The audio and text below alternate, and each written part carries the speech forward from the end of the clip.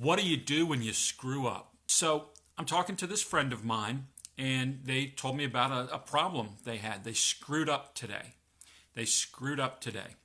They were at work, and they work at a place in where there are pretty strict protocols on how they share data and how they share information. They're really specific about what they can and can't do. So this person was working on a project, and they were not sure what was being asked of them. They didn't understand the deadline. They didn't understand what was involved, what they had to do, and they panicked a little bit. They thought, well, I'm going to screw this up. I don't want to get reprimanded, and so they were trying to play catch up.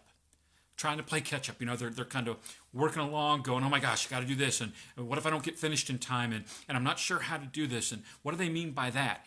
And so they kind of got a little whipped up, they got a little spun up, and they started kind of trying to accelerate their decision-making process, trying to get this thing done, and they decided that they couldn't get it done using the regular methods, so they decided to cut a few corners, reached out to a fellow team member, and began to collaborate with them. Here's what's going on, here's what I need, and during that, they wound up giving access to and receiving certain data and certain information that they weren't allowed to do or they weren't allowed to have, and they got caught. They got caught and they got written up for it. Now, they're going to be fine. They're not going to be let go. It's not criminal.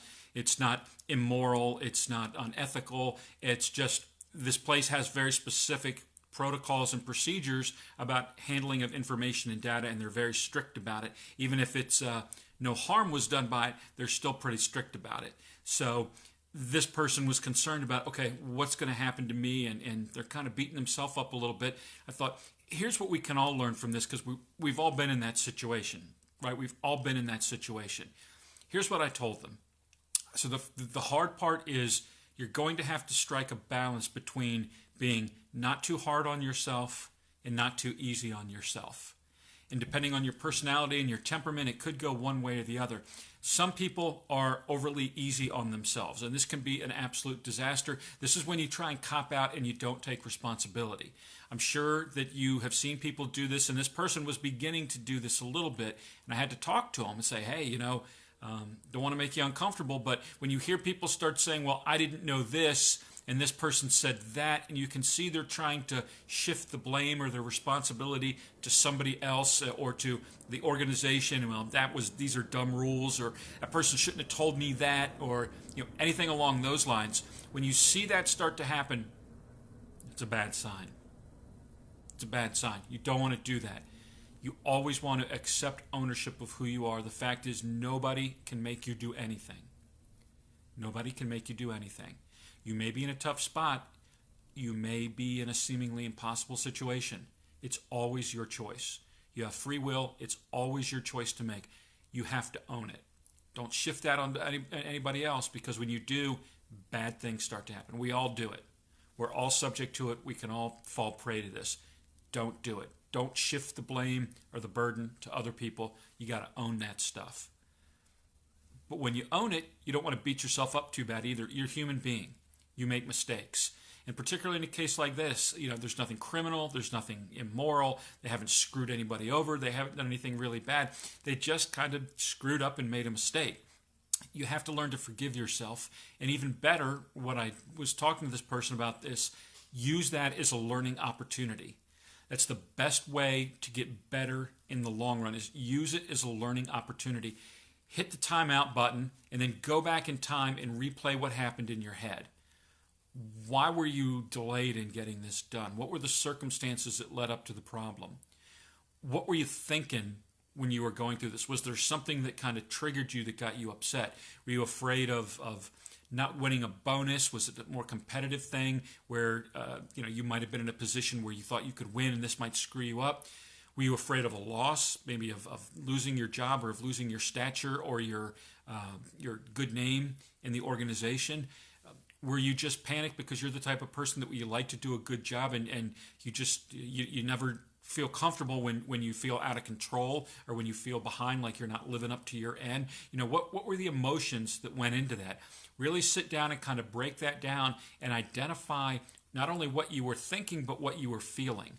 Because chances are that sort of thing has happened before and it'll happen again. You want to happen again. You want to identify maybe the triggers that can set you off and your thought process. You need to know in the future when you realize, wow, wait a minute, time out. That's not a good decision-making process. This is kind of like the time I did that thing and I inadvertently shared the data and got in trouble. Right? You want to identify your frame of your feelings and your emotion, and also your mental frame of reference when you start knowing, wait a minute, this is not going to work out. I need to take a deep breath. I need to change my programming. I need to change my behavior.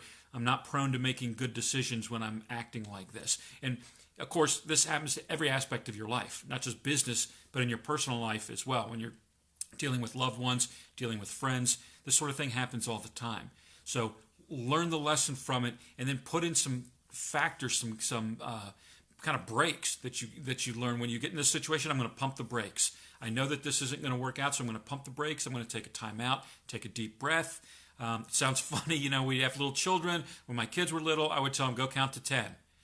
Go stand in the corner, count to 10 before you say or do something you're going to regret. I mean, it's funny when you do it to little kids. It's kind of cute. But, hey, same thing happens when we get older. Sometimes you have to just take a chill, easy for me to say.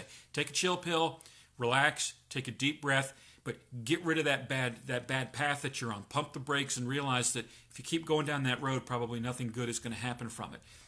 You can actually learn and get better and improve as a human being if you do this, because failure is feedback. Just remember that. Failure is feedback. That's all it is. It's just a lesson. You did something, you had a bad result. Break it down, figure out what you did, learn from it. Doesn't have to be the end of the world. It can actually make you better.